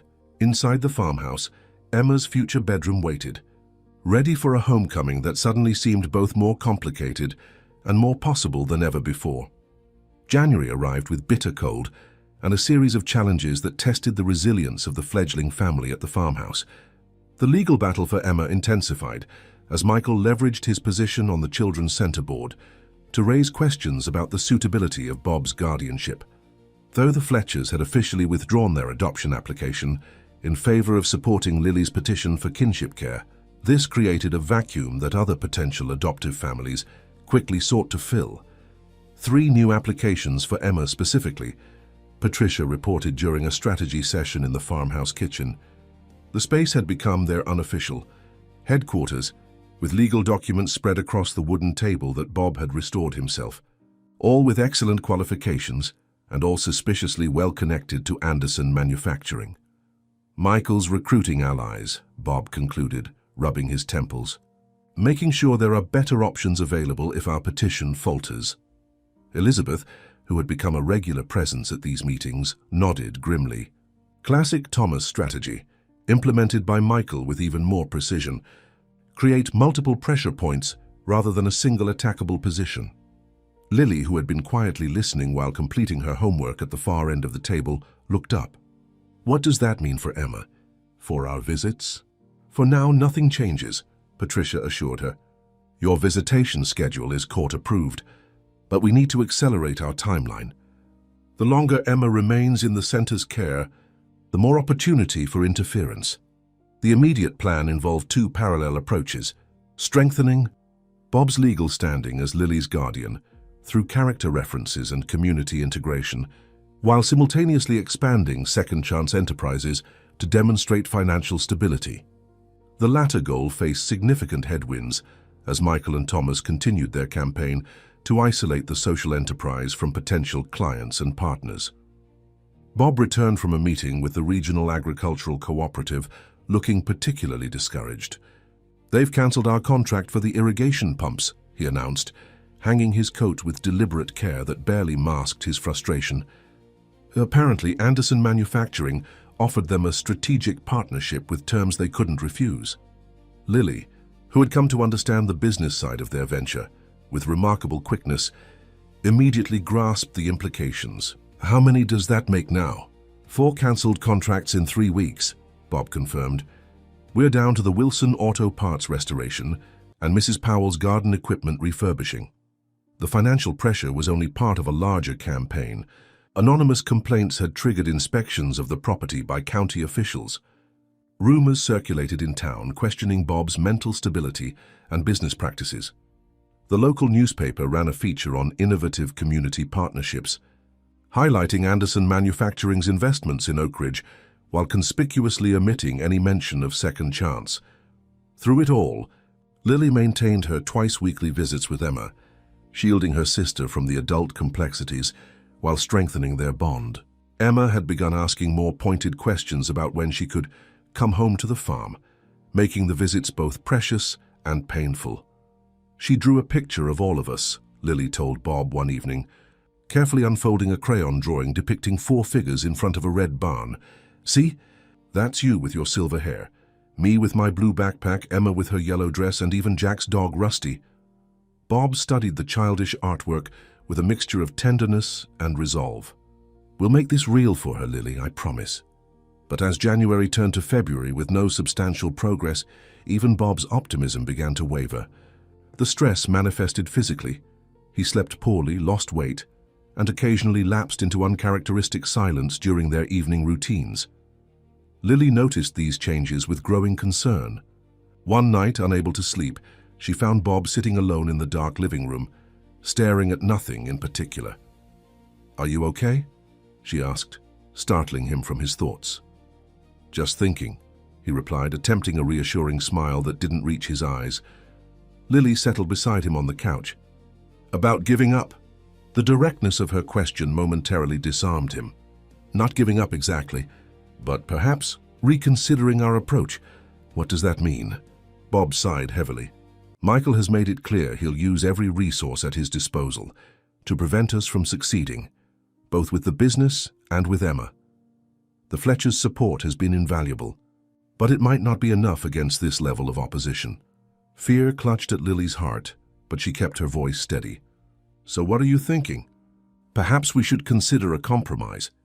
a structured visitation agreement that would allow you regular contact with Emma while accepting placement with another family, combined with relocating Second Chance to a different community where Anderson Manufacturing has less influence. The suggestion hung in the air between them, its implications settling like dust after an explosion. Lily stared at Bob, searching his face for signs that this wasn't really what he wanted. "You want to leave," she said finally. "You want to give Emma away and leave Oak Ridge." "I want what's sustainable," Bob corrected gently. "What gives us the best chance of maintaining some connection with Emma without exhausting ourselves in a fight we might not win?" Lily stood abruptly, her small frame rigid with betrayal. "You promised. You said we wouldn't give up." "Lily, no." The word burst from her with unexpected force. "This is exactly what I was afraid of. Adults always give up when things get hard. They always leave." "I'm not leaving you," Bob insisted, rising to face her. "We would go together, build something new. Without Emma." Lily's voice cracked on her sister's name. "We'd be leaving without Emma." Bob had no immediate response, the truth of her accusation hanging between them. After a moment, he reached for her, but Lily backed away. "I trusted you," she whispered, the words cutting deeper than shouted recriminations could have. "I believed you." Before Bob could respond, she fled to her room, closing the door with deliberate quietness that somehow hurt more than a slam would have. Inside, she pressed her back against the door and slid to the floor, wrapping her arms around her knees, as she had done countless times during her months on the streets, a protective posture against a world that continually disappointed. The next morning brought strained silence to the farmhouse. Lily prepared for school mechanically, accepting Bob's offer of a ride, but maintaining a careful distance both physically and emotionally. As they pulled up to Oak Ridge Elementary, he attempted reconciliation. "Can we talk this evening? Really talk about options together?" Lily nodded non-committally before exiting the car without a backward glance. The day passed in a blur of distraction, Lily's thoughts circling between anger at Bob's apparent surrender and terror at the prospect of losing Emma permanently. By afternoon, a plan had begun forming in her mind, not fully developed, but driven by the desperate logic of a child who had learned early that sometimes you had to save yourself. When the final bell rang, instead of waiting for Bob in their usual meeting spot, Lily walked quickly toward town. The children's center was only 15 blocks from school. She had mapped the route weeks ago just in case. Today was not Emma's regular visitation day, but the center had an open play policy until 5 o'clock. If she hurried, she could see Emma, explain things somehow, make her understand that no matter what happened, Lily hadn't given up. The winter afternoon was already darkening as she reached the center, slightly breathless from her brisk pace. At the reception desk, she encountered an unfamiliar staff member. "I'm here to see Emma Morgan during open play," Lily explained, trying to project confidence. "I'm her sister.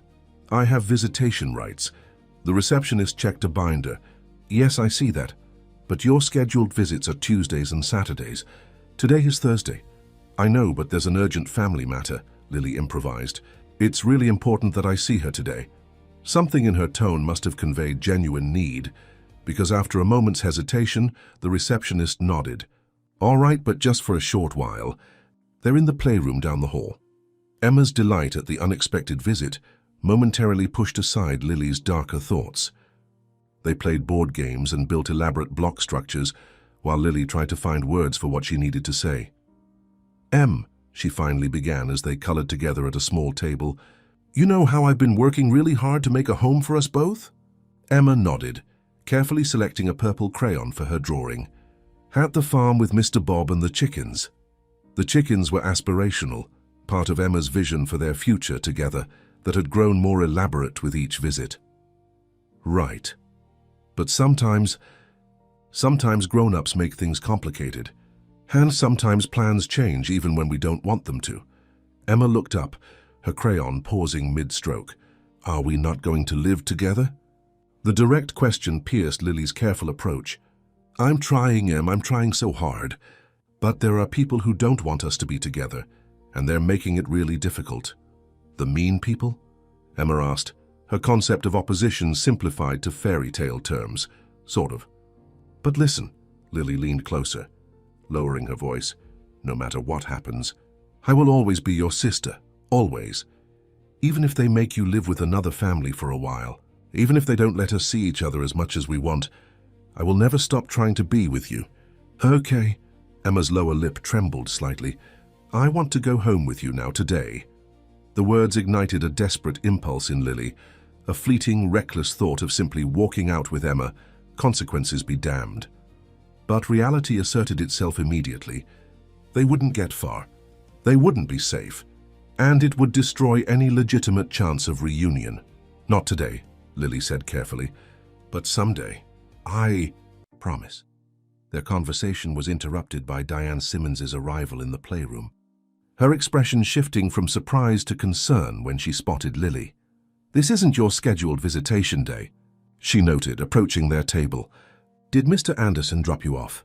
Lily felt Emma's small hand slip into hers under the table, a gesture of solidarity that nearly broke her composure. No, I came from school. I just wanted to see Emma. Diane's frown deepened. Does Mr. Anderson know you're here? The question confirmed what Lily had suspected. Her absence had been noticed. Probably not yet, but it's fine. I'm allowed to see my sister. Under supervision and according to the agreed schedule, Diane corrected. I'm going to call Mr. Anderson to come pick you up. While Diane stepped away to make the call, Lily hugged Emma tightly, whispering fierce reassurances that she didn't entirely believe herself. By the time Bob arrived 20 minutes later, his face tight with worry, Lily had retreated into defensive silence. The ride home passed without conversation, the tension between them building with each mile. Only when they reached the farmhouse did Bob finally speak. You scared me, Lily, when you weren't at school and no one knew where you'd gone. I just wanted to see Emma, Lily replied flatly. Since we might be leaving her behind. Bob flinched at the deliberate barb. I shouldn't have suggested that. It was a moment of weakness, of doubt. I was wrong. Were you? Lily challenged, finally meeting his gaze. Or did you just not want to tell me today? So that's not fair. None of this is fair. Lily's control finally shattered. It's not fair that my mom got sick. It's not fair that Emma and I got separated. It's not fair that your son hates us for no reason. None of it is fair, but at least you could be honest about giving up. Bob didn't immediately respond, the raw pain in her voice seeming to physically impact him. When he did speak, his tone had changed, no longer defensive but reflective. You're right, he said quietly. I was giving up. Not because I wanted to, but because I was afraid. The admission caught Lily off guard. Afraid of what? Of failing you. Of promising something I couldn't deliver. Of watching you get hurt again when it all fell apart. Bob ran a hand through his silver hair, suddenly looking every one of his 66 years. I've failed at the things that matter most. My marriage, my relationship with my son, my company's values. The thought of failing you and Emma, too. It was easier to consider a strategic retreat than risk complete devastation. The honesty of his answer diffused some of Lily's anger, replacing it with a complicated mixture of understanding and determination. But if we give up now, we definitely fail. At least if we keep trying, we have a chance. Bob studied her for a long moment, as if seeing something new in her expression. When did you become the adult in this relationship? I've been taking care of myself for a long time, Lily reminded him. Sometimes I forget I don't have to do it alone anymore. And sometimes I forget what real courage looks like, Bob replied. Thank you for the reminder. The fragile reconciliation might have continued, but they were interrupted by the arrival of Jack Wilson's truck, skidding slightly on the gravel driveway as it came to an abrupt stop. Jack jumped out, his expression unusually grave. Sorry to barge in, he called as he approached the porch, but you need to know what's happening in town. Inside, over hastily made coffee, Jack explained the situation. Michael Anderson had called an emergency meeting of the Children's Center Board that afternoon. Though Jack wasn't privy to the details, his wife Sarah had heard from a friend who worked at the center that the discussion centered on inappropriate contact attempts and concerns about the current visitation arrangement. They're using my visit today, Lily realized with sinking dread. They're saying I'm unstable or something. Likely, Jack agreed grimly, but there's more. Thomas Anderson was seen at the county courthouse filing paperwork. Elizabeth's contact in the clerk's office says it looked like a formal challenge to Bob's guardianship petition. Bob set down his coffee mug with a sharp click against the table. They're moving on both fronts simultaneously, undermining the Emma situation while attacking my custody of Lily. Why now? Lily asked, struggling to understand the timing. What changed? Jack hesitated before answering. Word is, Anderson Manufacturing's stock took a hit when their latest quarterly report showed lower than expected profits. Shareholders are asking questions about management decisions, including the expensive reopening of the Davis plant. So this is about money. Lily's incredulity was palpable. They're trying to take Emma away and separate us because of stock prices. It's about control, Bob corrected quietly. Power, the narrative. Michael and Thomas can't afford to have me succeed at something they opposed, especially with the company struggling. A thriving second chance would raise too many questions about their judgment. So what do we do? Lily asked, her earlier determination wavering in the face of this coordinated assault. Bob didn't answer immediately, his gaze distant as he processed the implications. Finally, he turned to Jack. I need you to call Patricia and Elizabeth. Tell them to meet us here as soon as possible. And contact the Fletchers, too. They should know what's happening. As Jack stepped outside to make the calls, Bob knelt in front of Lily's chair, taking her small hands in his. I want to be absolutely clear about something. I am not giving up, not on second chance, not on our home here, and most definitely not on bringing Emma to live with us. Whatever happens next, we face it together. Lily searched his face for any hint of reservation and found none. The momentary doubt she had witnessed the previous night had been replaced by the steady resolve she had come to depend on. Together, she agreed, squeezing his hands. But what are we going to do? Bob's expression shifted then, a subtle change that reminded Lily he hadn't always been the warm, patient figure she now knew. There was something else there, a steely determination that spoke of decades building and leading a company in a competitive industry. We're going to stop playing defense, he said, his voice taking on a quality she hadn't heard before. If Michael and Thomas want to fight, we'll give them one they won't forget. Outside, the winter wind picked up, rattling the windows of the farmhouse that had become so much more than shelter. Inside, preparations began for a confrontation that would determine not just Emma's future, but the very definition of family for all involved. The farmhouse kitchen had never been so crowded. By 9 o'clock that evening, chairs had been dragged in from every room to accommodate the impromptu war council. Patricia Lewis spread legal documents across the table, while Elizabeth Anderson maintained a running list of potential allies and pressure points on a notepad. The Fletchers sat close together, their expressions resolute despite the lateness of the hour. Jack and Sarah Wilson contributed practical insights about community sentiment and local politics. At the center of it all stood Bob, transformed from the defeated man of the previous night into a strategic commander marshalling resources. Lily watched with a mixture of awe and apprehension as plans took shape around her, plans that would determine her future and Emma's. The timing is critical, Patricia emphasized, tapping a calendar. The Children's Center Board meets again on Monday to review placement recommendations. Thomas's challenge to Bob's guardianship won't be heard for at least 3 weeks, but it creates a cloud of uncertainty they'll exploit. We need to neutralize Michael's influence on the board, Elizabeth added. I've identified 3 members with potential conflicts of interest regarding Anderson Manufacturing contracts. If exposed, they'd need to recuse themselves from voting on Emma's case. The discussion continued late into the night, battle lines drawn and contingencies mapped. When Lily finally dozed off on the living room couch around midnight, the adults were still strategizing. Bob covered her with a blanket before rejoining the others, his voice lowered but his determination undiminished. Morning brought a flurry of activity. Bob and Patricia departed early for an emergency meeting with the family court judge, who had approved Lily's original visitation schedule. Elizabeth made a series of calls to former colleagues and social connections, activating networks of influence that had lain dormant since her divorce. The Fletchers prepared a formal statement, withdrawing completely from the adoption process and explicitly supporting the sisters' reunification, to be delivered to every board member individually. Lily found herself temporarily sidelined in this adult-driven campaign. Restless and anxious, she wandered to the barn workshop, where Jack was tinkering with a tractor engine part, one of the few remaining projects for Second Chance after the contract cancellations. Feeling left out? Jack asked, wiping grease from his hands as she settled on a workbench. Sort of, Lily admitted. Everyone's fighting for me and Emma, but I can't actually do anything to help. Jack considered this. Sometimes the most important thing isn't what you do, but who you are. That doesn't make sense, I'm sure it does. All these people, he gestured toward the farmhouse, they're not just fighting abstract legal battles, they're fighting for you and Emma. For two sisters who deserve to be together.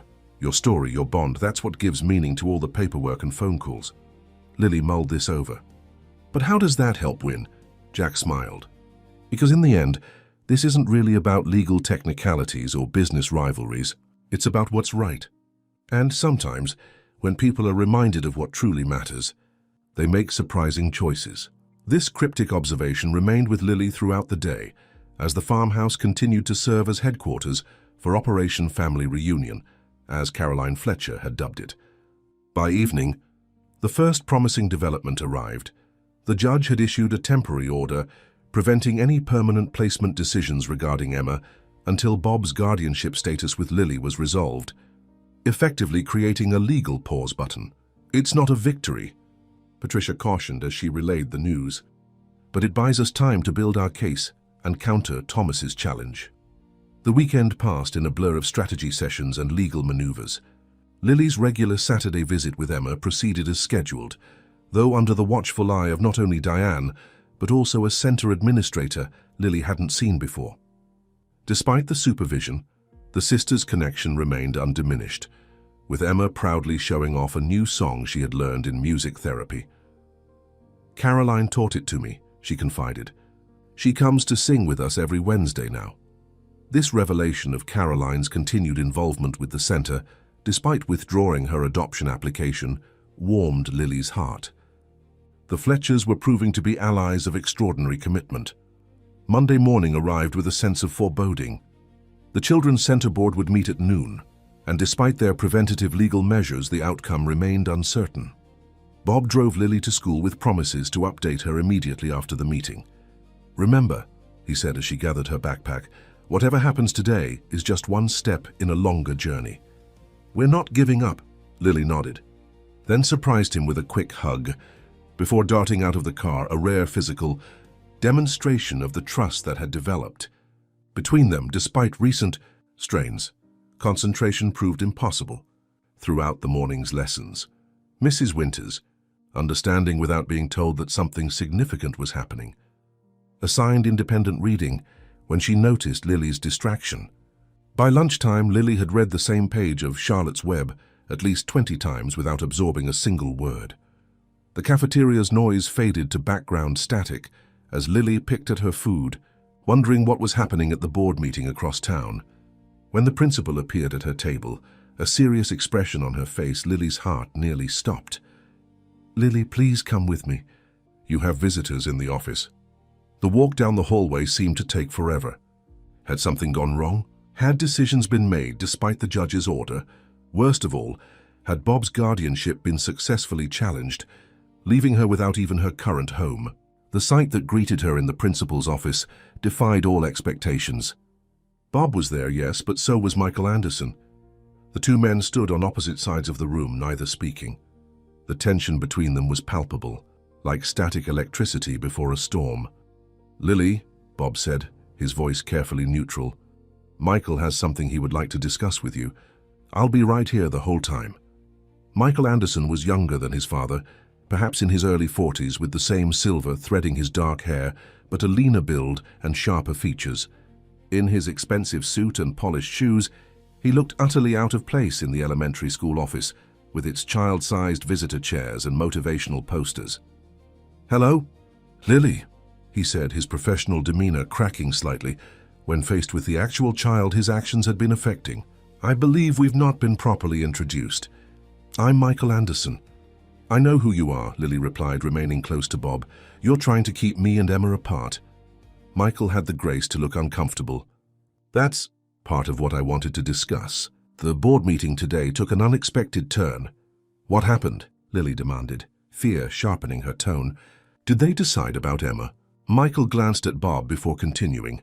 "Not exactly. The meeting was postponed because of some new information that came to light this morning. What information? Instead of answering directly, Michael reached into his briefcase and withdrew a manila folder. "Do you know what these are?" he asked, removing several yellowed newspaper clippings. Lily shook her head. "These are articles about a scholarship program my grandfather established 50 years ago, the Anderson Future Builders Fund. It provided educational opportunities for children from disadvantaged backgrounds." Michael placed the clippings on the principal's desk where Lily could see them. "My grandfather believed strongly that business success created an obligation to invest in community welfare, especially for children with limited opportunities." Bob watched his son with an expression of cautious confusion. "Michael, what is this about?" Michael didn't answer immediately, instead removing another document from his briefcase, this one newer with official letterhead. "This morning, I received the results of an investigation I commissioned 3 weeks ago, a private inquiry into Lily and Emma's background." Lily tensed, but Michael's next words weren't what she expected. "Your mother was Amanda Morgan. She graduated from Oak Ridge High School in 2006, then attended Columbus State Community College on a partial scholarship from the Anderson Future Builders Fund. She studied early childhood development before dropping out in her final year due to financial hardship." The revelation of these details about her mother, some of which even Lily hadn't known, left her momentarily speechless. Bob stepped protectively closer. "Why were you investigating Lily's family?" he demanded. Michael held up a hand. "There's more. The scholarship wasn't the only connection. Amanda Morgan worked at Anderson Manufacturing for almost 5 years in the Human Resources Department. She left shortly before Lily was born. The implications of this connection hung in the air, undefined but somehow significant." Lily found her voice again. "Did you know her, my mom?" "Not personally," Michael admitted, "but many people at the company did. She was well liked, apparently, dedicated." He hesitated before adding, "When she became ill years later, she didn't reach out for help, though company policy included support for former employees in medical crisis. She was proud," Lily said simply. "She didn't like asking for help even when she needed it." Something in this straightforward assessment seemed to affect Michael deeply. He looked away briefly, composing himself before continuing. "The point is, there were connections, threads between your family and ours that I wasn't aware of until this morning. Connections that complicate the narrative I had constructed." Bob studied his son with growing awareness. "You thought I was using Lily and Emma as some kind of public relations stunt, a way to rehabilitate my image and embarrass you and Thomas." Michael didn't deny it. "Your sudden interest in social enterprise after decades of conventional business practices seemed convenient, especially after the board removed you." "So you tried to stop us," Lily concluded, "because you thought Bob was just pretending to care about me and Emma." "I believed I was protecting the company's interests and reputation," Michael corrected, though his tone lacked conviction. "Preventing a potentially exploitative situation." Bob shook his head, disappointment evident in his expression. "You could have simply asked me, Michael. Had a conversation. Instead, you orchestrated this campaign to undermine everything we've built." "Yes," Michael acknowledged, surprising them both with his directness. "That was a mistake, one of several I've made recently." He turned back to Lily, his professional facade giving way to something more genuine. "After seeing these connections to your mother, I realized I needed to meet you properly, to see for myself what kind of situation my father had created with you and your sister. And," Lily prompted when he paused, "and I'm here to inform you that I'm withdrawing my opposition to your reunification with Emma. I've already resigned from the Children's Center Board to eliminate any conflict of interest." The statement was delivered with businesslike precision, but its impact was profound. Lily looked to Bob for confirmation, hardly daring to believe what she was hearing. "What about Thomas?" Bob asked, his voice carefully controlled. "He filed the challenge to my guardianship." "I've spoken with him," Michael replied. "He won't withdraw the filing. His pride won't allow it. But he's agreed not to pursue it actively. It will eventually be dismissed for lack of prosecution." Bob's expression remained guarded. "And the contracts?" "The pressure on local businesses to avoid second chance. Those decisions were presented as sound business strategy at the time," Michael said. "In light of..." Recent perspectives, I'm reevaluating our approach to community engagement. Anderson Manufacturing will be focusing on its core operations rather than expansion into social services. The carefully worded statement represented a significant retreat from their previous opposition, though framed in terms that preserved corporate dignity. Bob seemed to recognize the olive branch for what it was. "What changed your mind?" Lily asked, cutting through the adult circumlocution. "Really?" Michael considered the question seriously. "Several things. The information about your mother was a factor, yes. But also," he glanced at his father, "also the realization that I've been measuring success by the wrong metrics. The company is profitable, but not thriving in the ways that matter most. The Davis plant reopening was a financial misstep, justified by pride rather than sound business judgment." He turned back to Lily. "And finally, when I walked into this office and saw you, really saw you, I recognized something I've been missing. The human element, the actual lives behind the board meeting agendas and legal maneuvers. You forgot that business is about people," Bob said quietly. "Not just numbers." "Perhaps," Michael acknowledged. "Or perhaps I never properly learned that lesson to begin with." The implied criticism of Bob's own parenting hung between them, neither addressed nor denied. Instead, Michael extended his hand formally to Lily. "I apologize for the difficulties my actions have caused you and your sister. That was never my intention." Lily regarded the offered hand with uncertainty, before finally shaking it briefly. "Does this mean Emma can come live with us now?" "The legal process will still take time," Michael cautioned. "But without active opposition, and with the Fletchers' support, Patricia believes the kinship care petition should proceed relatively smoothly." The qualified good news was still overwhelming. Lily looked to Bob, who nodded confirmation, a smile breaking through his careful reserve. "We should be able to bring Emma home within a month," he said, allowing himself to voice the hope they had both been afraid to name. The principal, who had tactfully occupied herself with paperwork during this extraordinary conversation, now spoke up. "Lily, would you like to return to class, or would you prefer to go home with your guardian for the rest of the day?" The choice was easy. "Home, please. We have a lot to get ready." The drive back to the farmhouse passed in a daze of relief and cautious celebration. Bob filled in details Michael hadn't covered, how Elizabeth had uncovered the connection to Amanda Morgan through old company records she still had access to, how she had strategically presented this information to Michael separately from their legal countermeasures, appealing to his sense of corporate legacy rather than challenging his authority. "Elizabeth understood something important about Michael that I had forgotten," Bob admitted as they turned onto the gravel drive. "He's driven by legacy and reputation, yes, but also by a genuine belief that he's doing the right thing. When presented with evidence that his understanding of the situation was incomplete, he was willing to reconsider." "So he's not actually a bad person?" Lily asked, trying to reconcile this new perspective with the adversary she had imagined. "Few people are truly bad," Bob replied thoughtfully. "Misguided perhaps, defensive, operating from incomplete information or flawed assumptions." He smiled slightly. "Sound like anyone else we know?" Lily recognized the gentle self-criticism. "You mean how you almost gave up? And how you once thought all adults would eventually abandon you?" Bob added.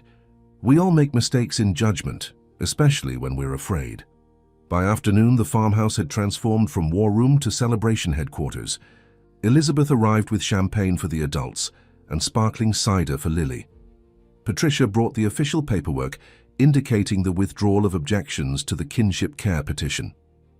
The Fletchers appeared with a homemade cake decorated with the words "Sisters Together." Even Thomas's daughter Rebecca made a surprise appearance, bringing a peace offering in the form of financial support for Second Chance's expansion. "Dad's still being stubborn," she confided to Bob on the porch, "but he'll come around eventually." Michael standing up to him was the first crack in his armor. As twilight settled over the farm, Lily found a quiet moment alone with Bob on the porch swing. Inside, their friends continued celebrating, their voices and laughter drifting through the open windows. "I can't believe it's really happening," Lily said, watching the first stars appear. "After everything, Emma's finally coming home." "Believe it," Bob assured her, "though I suspect our adventures are just beginning. Raising two spirited young ladies will be a journey in itself." Lily smiled at the thought, then grew serious. Can I ask you something about Michael? Of course. Do you think you two will ever really fix things? Like be a real family again? Bob considered the question thoughtfully. I hope so. Today was a beginning, not an ending. Healing takes time, especially when the wounds run deep. Like with me and Emma, Lily observed. Even though we love each other, we'll still have to get used to being together all the time again. Exactly. Bob looked impressed by her insight. All families have their challenges, Lily, even the ones that appear perfect from the outside. What matters is the willingness to work through those challenges together. Inside, someone called their names, Elizabeth announcing that Patricia had news about an expedited court date. As they rose to rejoin the gathering, Lily paused. Thank you, she said simply, for not giving up, even when you wanted to. Thank you, Bob replied, for reminding me what was worth fighting for. 3 weeks later, on a bright March afternoon, Bob's SUV turned into the Children's Center driveway for the last time. Lily sat in the passenger seat, practically vibrating with anticipation. In the back seat, a booster had been installed according to safety regulations. A small suitcase waited in the trunk, though most of Emma's belongings had already been moved to her newly finished bedroom at the farmhouse. Mrs. Patel met them at the entrance, official paperwork in hand. Emma's all ready. She's been packed since breakfast. The final signatures were applied, the last procedural boxes checked. And then suddenly it was happening. Emma was running down the hallway, launching herself into Lily's arms with a squeal of pure joy. We're going home? For real? Forever? Forever, Lily confirmed, her voice thick with emotion. Just like I promised. Bob knelt to Emma's level. Ready to see your new room? Lily helped pick out everything, and the Fletchers brought a special surprise yesterday. Emma nodded enthusiastically, then turned to wave at the center staff who had gathered to see her off. There were tears and hugs, promises to visit, assurances that the Fletchers would continue their weekly music sessions. Diane Simmons, who had initially been skeptical of their unconventional arrangement, presented Emma with a photo album documenting her time at the center. So you'll always remember the people who cared for you here, she explained, even as you make new memories with your family. The word family lingered in the air as they walked to the SUV together, Bob holding Emma's small suitcase, Lily keeping a protective arm around her sister's shoulders. Not a traditional family by any definition, but one forged through crisis, strengthened by challenge, and ultimately validated by love and commitment. As they drove away from the center, Emma chatted excitedly about chickens and tree houses and whether she could paint stars on her bedroom ceiling. Lily answered each question patiently, occasionally catching Bob's eye in the rearview mirror, sharing silent acknowledgement of the milestone they had reached. They were halfway home when Emma suddenly asked, "Is Mr. Michael coming to visit us too? He brought me a teddy bear last week." The question momentarily startled both Lily and Bob. Michael's change of heart had extended to occasional visits with Emma at the center, but they hadn't discussed his role in their newly formed family. "Would you like him to visit?" Bob asked carefully. Emma nodded. "He seems sad sometimes, like he needs more friends." From the simple wisdom of a 5-year-old came the perspective they had all been struggling toward, that healing wasn't just for the obviously broken, but for everyone carrying invisible wounds. "I think we could arrange that," Bob said, his voice warm with possibility. "Perhaps for Sunday dinner next week." As they turned onto the gravel drive leading to the farmhouse, they could see a welcoming committee had assembled on the porch. Jack and Sarah Wilson, the Fletchers, Elizabeth, Patricia, even Rebecca Anderson representing the tentative bridge to the wider family. "Look at all the people," Emma exclaimed, pressing her face against the window. "Are they all here for me?" "For us," Lily corrected, reaching back to squeeze her sister's hand. "They're here because we're all connected now." Bob parked the SUV and turned to face both girls, his expression solemn despite the joyous occasion. "Before we go in, I want you both to know something important. When I crashed into that barn during the storm, I thought I had lost everything that mattered. I was wrong. I was about to find what truly matters." He extended his hands, one to each sister. "Welcome home, both of you." As they walked toward the farmhouse together, Lily thought about the unlikely journey that had brought them to this moment, from a storm-battered barn to a home filled with love and possibility. The path had been neither straight nor easy, But standing here now, with Emma's hand in hers and Bob's steadying presence beside them, she knew with absolute certainty that it had been worth every difficult step.